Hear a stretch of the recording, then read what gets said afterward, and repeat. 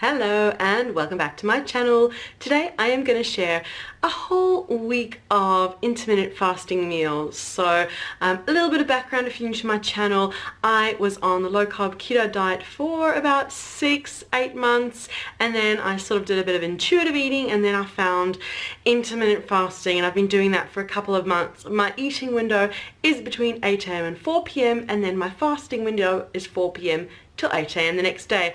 I find that is just helping me maintain the weight that I've lost. I'm not trying to lose more weight. I am moving from Australia to Ireland, and if you could see the background of this room, it is a disaster. So there is so much going on, and I've got notes written down so I don't forget anything.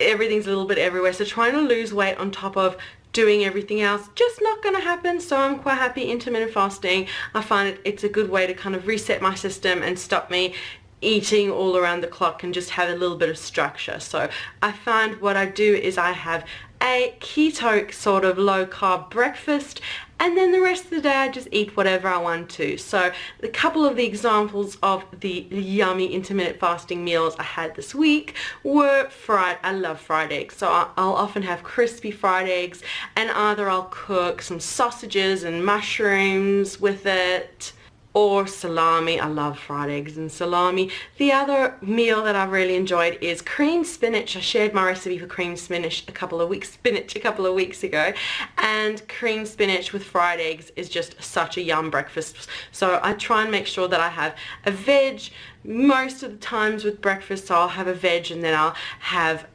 some protein, so I get my day off to a good start to fuel me through the rest of my packing days. It's just packing and work and packing and work, and homeschooling my kids as well, so my days are pretty full. So I've got to make sure I get a good big breakfast to start that day off. And actually one of the days in the last week I didn't have eggs. I had a smaller breakfast because I knew the rest of the day would be bigger. I kind of also just balanced my day out. So I went into the city with my mom, and so in the morning I just had some yogurt with a whole lot of berries and some chia seeds, and then I went with my mom, had a little visit with her cat, the most beautiful fluffy cat ever, and then we went to the city and just explored a bit. And her favorite thing to do is to have spud bar. So of course I do what my mom wants, so I had a big sweet potato, and it was filled with bolognese and vegetables, and it was just such a big filling. Definitely not low carb keto, but it balanced out.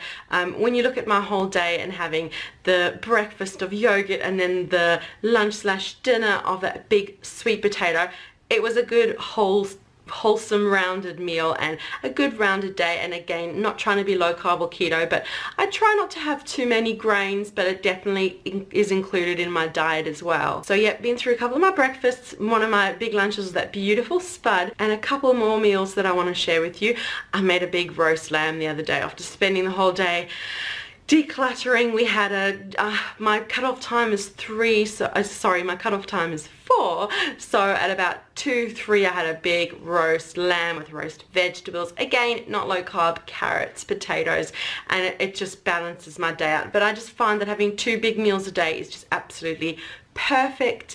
And the other big meal that I had was baked brie. I shared my garlic baked brie a little while ago. I made baked brie, and because I'm, as I said, not doing keto, there's a local bakery that makes the most beautiful homemade organic sourdough, and that's the bread that I've been having. And I'll get 1 loaf of organic sourdough bread, which is just so beautiful. I feel no bloating or anything afterwards, and I'll have 1 piece every day or every other day. And so I had a piece of sourdough with the baked brie on top, and it was just absolutely amazing. And so what about snacks in between? So usually it just depends on my day. So I'll always have my big breakfast, and then depends what my day is. If I have an earlier lunch, then I'll have a snack before 4. If I know I'm going to have a later lunch, like when I had my 2-3 o'clock lunch, I'll have a snack in between. And lately that snack has been hot chocolate, my favorite low carb keto hot chocolate.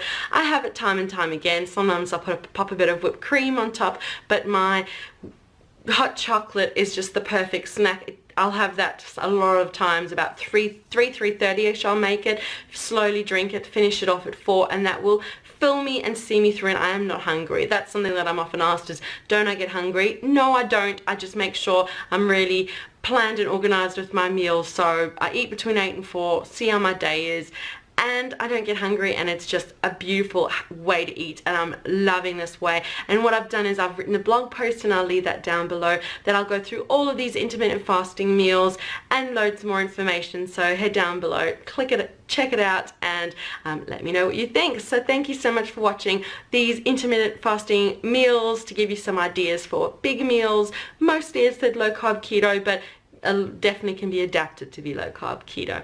I'd like to hear from you. Leave a comment, let me know what you think of this video and any other content that you want to see on this channel, and remember to like and subscribe for more yummy inspirations just like this, and we'll see you again soon.